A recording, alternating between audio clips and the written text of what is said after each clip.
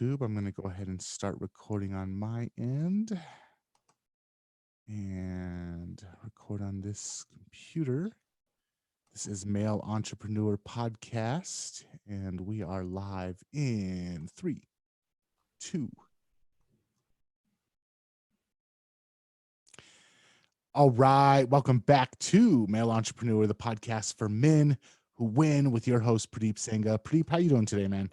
I'm doing pretty awesome, man. For those that don't know, we kind of recorded 2-batch series, and the last episode that we just recorded was awesome. It's one of the things that I love talking about, the meditation, the woo-woo stuff. So I'm on a high right now, so I'm feeling good.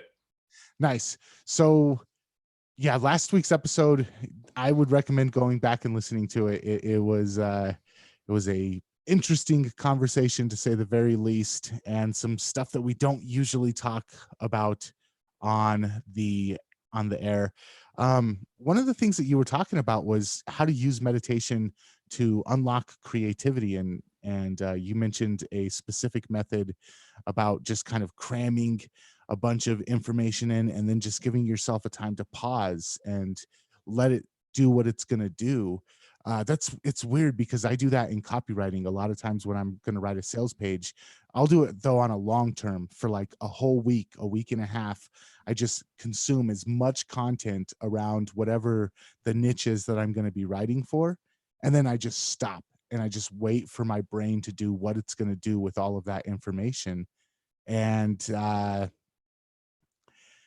it just seemed kind of like the process of coming up with or tapping into creativity was just kind of weird, that I was like, oh, I'm already kind of intuitively doing that. Yeah, and that's the cool part. I think that's the best part about it is we realize that a lot of the stuff that we're already doing it. It's just making it that much better, right? It's taking it to that next step. So that's the cool part about it. And that's if we talk about the last episode, I highly encourage you to go listen to that first, because this might seem a little bit off if you haven't. But that Nathan, that's basically what I did. I had tripped up across a few techniques at the early ages, and I just kind of said, "Oh, this is interesting," and started building on those. So it's just a foundation. So, but which kind of leads us to today's episode, which is really about creating the trend for the future. And I wanted to talk about this because I've had a lot of conversations over the last couple of weeks with my clients around shifting their business, in what direction they should be moving in, and actually how to get them some accelerated results, because a lot of businesses have obviously paused. A lot of businesses have gone under. I don't know. I don't have the recent stats, man, but it's pretty sad in terms of how many small businesses have been hit and will not be reopening their doors. But this is a passion of mine, because we've innovation, creativity, moving forward, creating new business models is one of the things that I love doing. And I've had a lot of conversations about those over the last couple of weeks. And so one of the topics is creating the trend rather than the trend, waiting for the trend to start happening. And let me give you an example. There's a gentleman that's part of our local networking group. He owns a tent a company. Basically, he makes tents, but they're mainly for outdoor sporting events like NASCAR and stuff like that, trade shows. And I basically, in conversations with him, I said, you know what? You should be out there selling to these big box grocery stores, the Costco's and everything, putting tents outside for them, because the weather, when it's raining or when it's super hot, people don't want to be waiting outside, right? They in the elements, they want to be sheltered in some way, shape, or form. So you should be out there. And as a Costco or as a big box store, I would absolutely entertain spending a few $1,000s to actually make sure my customers are happy before they get into the doors, because pissed off customers don't buy very much, right? They'll go in for the necessities. They're not going to buy extra stuff. So consumers or businesses need to be thinking about this as well. But he said, yeah, that's interesting. And so my whole point to him was this: create the trend. Go out there and create that friggin' trend. Don't wait for someone else to do it. Go out there, be the first person to put that tent up in front of a Costco and actually create the trend. Because when other people drive by it, they're going to say, I'm going to need one of those too. Hmm. And then actually go to a gym, because gyms haven't opened up yet. Go to the gym and say, hey, look, if you want to teach your yoga classes, because even when they open up, people don't want to be sitting in a crammed place in a hot, sweaty yoga studio. They're going to want some social distancing. So build a tent for them, because they're probably going to want to do some outdoor events, whether that's in the parking lot, the back, whatever it is. But you're going to see that trend as well. Create the trend. So that's what this whole episode is about, Nathan, is really don't wait for other people, because society has changed quite a bit. Even though we're opening the businesses up, doesn't mean that people are going to be happy about going in there and buying stuff, or people have started to buy a lot more online. So start creating those trends rather than waiting for them to happen. I'm gonna be like the douchebag that's gonna be like, well, that's real easy for you to say. But the reality of the situation is, um, it is easy for you to say, because it's one of those things where uh you say, hey, let's figure out where we're going next, but not very many people have the ability to look at society and say, okay, this is where I think we're probably going to go next. And even the people that do it very well still have a pretty big miss ratio. So I would kind of like to explore a little bit just the skill set required to look at society and say, well, what are the people going to be wanting a week from now, or 2 weeks from now, or 6 months from now? Because it is possible to do. It's possible to look at society and look at history and look at where we're going and kind of guess where we're going to be at 6 months from now. But it's not a skill that most people have. And I don't even know if it's something that most people would want to be able to do. Yeah, so it's a really good question, because if we're taking a look at it from a society perspective, the easiest thing is just go out there and observe, right? And actually take a notepad and a notebook and say, okay, were the things that I'm observing? So when we were back, when I was doing my MBA in innovation, the biggest thing that I had to learn how to do was observe people, was actually go out there and observe their behavior. So maybe that's why it's so easy for me. So good point on on that one, Nathan, for me to take a look at that, because I'm constantly observing consumer behavior and how people behave. But just go out there with a notepad and actually take a look. The other thing is what I call a bug list. I've talked about this on a previous episode. Is create a notepad, take a notepad with you, or even put it in your smartphone. Is whatever bugs you during the day, write that down. What bugs you? And so if you're sitting in, and the reason why I was thinking about this, because I was actually sitting in lineup and I was like, this bugs me. I'm sitting outside and it's raining. I want a friggin' tent over my head or something cover me before I get into this grocery store. So that is a simple way to actually do it. So that doesn't require a lot of skill. It just means that you have to be a little bit open and just conscious and be like, oh, this bugs me. Let me write this down. Oh, this bugs me. Let me write this down. If you can create a list of the bug list, here's how you can create an easy business idea. It's just solving people's problems. That's all it is. The things that bug people, you come up with solutions for those and you will make money, because people like to spend money on stuff that they hate to do, or they dislike, or they have a problem and they want to overcome it. So that's the easiest way from that pattern. That skill that you were asking about, Nathan, is just put down a bug list, be observant of people. The other thing too is note taking. And this is one of the things, and I know you're an avid note taker because you talked about Remarkable, and I bought myself one. I'm a little pissed off though, because I didn't do it properly and I have to wait till the September shipping. When do you get yours, Nathan? I'm supposed to get mine in August, right around my birthday. Ah, okay. Well, August not too bad, and happy, early birthday to you. That's gonna be a great gift. Mine's in September, so I was like, okay, that's kind of, that makes sense. So looks like we're getting birthday presents for ourselves, right?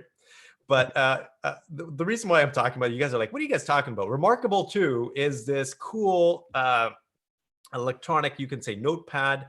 I've always wanted something cool, but I bought the Surface Pro and I didn't like the writing functionality of it. And so I was just like, this thing sucks. But when you brought up the Remarkable, I'm gonna take a look at this. And the reason why I'm talking about this is because note taking is so important. Note taking has the ability to open up your creative mindset. It connects your thoughts to paper and allows you to be more functional in terms of what you want to do, in terms of the idea creation. The problem, you talked about the skill again. The reason why a lot of people aren't able to execute on a skill, because here's the thing: we can come up with a lot of ideas, Nathan, and we're going into the process of innovation, but if you don't execute on those ideas effectively, there's no point. And that's where people get stuck more is they don't, it's not necessarily not having the ideas, it's executing. And a lot of times people just forget or people aren't able to expand on the ideas. And so that's why writing down these ideas is important. The other thing, and this is why I love what I do in terms of the coaching that I do, and this is probably one of my favorite parts. Nathan, you can see this because I'm smiling right ear to ear. Um, is helping people solve their problems, but having these innovative sessions because having that two-way conversation is one way to unlock the creativity. So if you're sitting there trying to brainstorm yourself, it's not the best way. If you sit there with someone else that has no clue about your discipline or your business, that's another way of being able to capture some ideas because they're going to test you. They're going to have some thoughts that you have no idea about, right? The everyday average person thoughts that has nothing or no knowledge of your business. If you really want to take it to the next level, sit down with a pro that can help bring out those ideas from you, extract those ideas from you. That's how you actually get ahead. But I know we're kind of going on a tangent, but it's really important right now because I firmly believe this next economy is going to be the innovation economy. Without a shadow of a doubt in my mind, you're going to see so many, and this happens anyways in recessions, but I think this is such a catalyst now for innovation companies to take it to a completely different level. Like if you're not innovative in your organization, I don't think you're going to be around for very long unless you have a monopoly of the market. You're just not going to. So that's one of the biggest skills to learn is to predict the future. Mhm. And let me add to that too, and because you made a good point, it's not always perfect, right? It's not always perfect. Sometimes you're going to get things wrong, and that's why innovation. We talk about innovation portfolios. And it's just like any other portfolio. You're going to have these big risks, these big ideas, big risk ideas, for example. You're going to have these smaller ideas with smaller risk that can be done quicker. So I encourage you to actually just create a category of your ideas. You could say, hey, this is longer term. This is a big shot idea. This has bigger risk. And these are smaller ideas and they have smaller risks, but I can get them done with smaller resources or less resources and get them done quicker.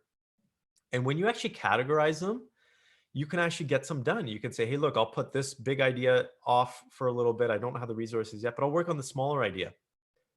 And just by doing that, you'll actually be more creative. You're going to be more innovative from that standpoint. So I want to go back to something that you mentioned about taking notes. And I know a lot of people that have, and maybe I'm even guilty of this on certain levels, um, have all these great ideas rumbling around in their head, and they think about them and they talk about them and they're like, man, wouldn't it be cool if we were able to do this? But the action of sitting down and committing it to paper Mhm. seems to have some sort of powerful effect of making it more real. It's tangible now. It's in the real world. It's no longer just in your head. And that's the first step of actually making it a real thing out in the real world. What are your thoughts on that? Yeah, I completely agree. I think you just nailed it from that standpoint. Why? Because a lot of people have ideas and people believe that ideas are progress. Ideas are not progress until they're actually executed on. And so, well, this is what I see. It's a form of procrastination. People will, and I used to be in this category, so that's why I know. I used to be a massive creative person in terms of from an innovative standpoint. I used to think, oh, I'm this genius, and I can come up with all these ideas, and half of them would go, or I would say half, 95% of them wouldn't go anywhere. 99% of them wouldn't go anywhere. So then I said, what the hell's the point of being able to be creative if I'm not going to execute? And all I did, I took a look back and I analyzed and I said, basically, it's because I'm feeling like I'm making progress, but in reality, it's procrastination because execution is when it really comes down. And when you put something down on paper, you are committed to it. I shouldn't say you're 100% committed to it, but now it's reality, right? Now it's actually like, I got to do something about this because if I don't, a couple things are going to be happen. What if someone else does it, right? And I think everybody's experienced this where they've had an amazing idea, a genius idea, and someone else did this, right? And that how bad does that piss you off? Mhm. The second thing is fear of failure. Is when you write something down, that means you have to do something about it. But what if you fail at it? Right? What if you put all this time and effort into it and you fail at it? That's another reason why people don't put it down. Just putting it down on paper, two aspects. One, it tells your brain that you're more committed to it. So your brain is like, okay, let's move forward with this. And this is a technique in memorization as well. Is if you actually want to memorize and have a better memory, you actually write it down and you handwrite it, because you're ingraining those neural pathways in your brain. So you are more open and you're actually more susceptible to actually remembering that idea long term. So that's important as well. But it also tells the universe that you're actually serious about this. And again, go listen to our last episode. We didn't really talk about manifestation in this episode, but it's part of the whole aspect of, yeah, when you put your thoughts on paper, you commit to it, you're committed to it. You actually tell the universe you're ready for it. I want to spend a little bit of time talking about a phenomenon that I've noticed. And I don't know if it's just something that goes on in the head or if it's something that goes on in the universe around us, but the idea of hyper focusing when you when you start writing something down, and then all of a sudden answers start coming to you. You're like, I'm going to try and solve this problem, and then all of a sudden that's when the answers start coming. That's when you're walking and you look up and you see a billboard that has a message that is what you were looking for. Or people, and it happens, people probably recognize this on a smaller level. They think about buying a new car and they're like, oh, I'm going to get this Nissan Maxima, and then the next day they go out to the store and they see 3 Nissan Maximas on the way, and they're like, oh, it must be a clue that I'm supposed to get it. But it's really your brain saying, okay, I'm ready to make this decision, and now I'm going to start seeing the evidence or seeing the things that maybe wouldn't have shown up to me before. um is it just your brain seeing the stuff, or like you said, the universe now realizes you're ready for it? Well, I think it's twofold, and that's one of the again, just a great premise that you just brought forward here. Is hyper focus is important, because I used to. That's one of the things that you brought me back now, in terms of when I've been able to achieve some cool things that I never thought I was going to achieve at the beginning. It's because of the hyper focus, and so that does two things. A, it does. What they call, it's your RAS, your reticular activating center in your brain, that basically says, "Hey, look, this is important. We have to be aware of the stuff in our environment that's relative to this particular goal." So that's one thing that happens. You mentioned, if you want to buy a specific car, for example, you start seeing more of them on the road. That's because you've made your brain aware, that part of your brain, to say, "Watch out for stuff like this. This is relevant." So that is one reason too. The second is because you channel your energy, you channel your focus. And then remember, we only have 80,000 roughly thoughts a day. I shouldn't say only, that's a lot of thoughts. Mhm. But if we are focusing our thoughts in a particular area, majority of thoughts are going to go into that specific bucket. So think about this. The more thoughts we have in that particular bucket, the more just the sheer probability of coming up with a solution or a creative idea is just higher. So it's like focusing our channels. It's honing in on that radio's channel. And you know, when you get that fuzzy, you're like, ah, crap. You want to get it perfect, that sound absolutely clear. That's exactly what you're doing with your brain. And that also taps into the universe, because again, when you tap into that frequency, remember, every single thing has a frequency. Money has a frequency. Health, good health has a frequency. Negative health has a frequency. You're tapping into that frequency a lot more. And when you become hyper focused, you're basically putting that frequency out a lot more frequently. You're putting it out constantly, and it's a lot more clear, it's a lot more succinct, and it's a lot more potent, powerful. So yes, you're essentially attracting that back as well. And that's almost, sometimes we take a look at people that have extreme hyper focus. And this is where I kind of go on borderline here, because there's people that are obsessed with certain things. And I think that is borderline. I think it's important to be somewhat obsessed. If it's for a period of time, for example, if you're obsessed for the day, for the week, if you're obsessed your entire life, that's a completely different story. But we take a look at people, this is a perfect example, the last dance with Michael Jordan, right? His obsession was winning. Mhm. That was what he was obsessed with. And look, he be the most famous basketball player of all time, pretty much, right? And so take a look at that. And he achieved some great things. He was a phenomenal player. He was beyond just skill. He was just, I don't even know how to put it. He was almost like a god at that time, right? He just did things that other people couldn't do. And that's because he was obsessed. Now, I've been obsessed in the past, and yes, it got me awesome results, but I tend to not go down that deep into that path anymore because it's a little bit more of a balance. I have 2 young kids now, I have a wife, so me being obsessed about something doesn't really work out from a family perspective. Although right now my wife is telling me that I'm really obsessed with work. So I'm being conscious of that. My children are telling me because I think there's a sheer opportunity here. There's so many people in need. There's such a lack of leadership out there as well. There's just so many people that need guidance that I'm just kind of like, I got to give it everything I got, but I got to pull myself back from that standpoint. And I know we're gotten into a rabbit hole, but we're going back into the note taking and the universe. Yes, putting it on paper just makes it that much more effective. I highly encourage people to do that. I think it's important to do. Okay, one last question for you before we're out of here. And the last episode we went long. This episode we're going to go long because I'm just utterly fascinated by this stuff, and I love picking your brain about it. We've seen instances where a particular world record was held for 50, 60 years. They said nobody can run a mile in shorter than this amount of time. And then somebody does it and they break the old record. And then immediately within like 2 or 3 weeks, 4 or 5 other people break that record. Everybody's been trying and nobody did it until one guy does it. And then all of a sudden, 6 or 7 other people are able to do it. Uh, Innovation seems to be the same way sometimes. Mhm. Everybody says, "Oh, we can't do this. It's not possible." And then somebody says, "Oh, I made this drone." And then all of a sudden, like a little toy drone would never be feasible. We can't have mechanics that do that. And then somebody does it, and then all of a sudden 5 different companies come up with 6 different processes to do the exact same thing that nobody could figure out how to do before.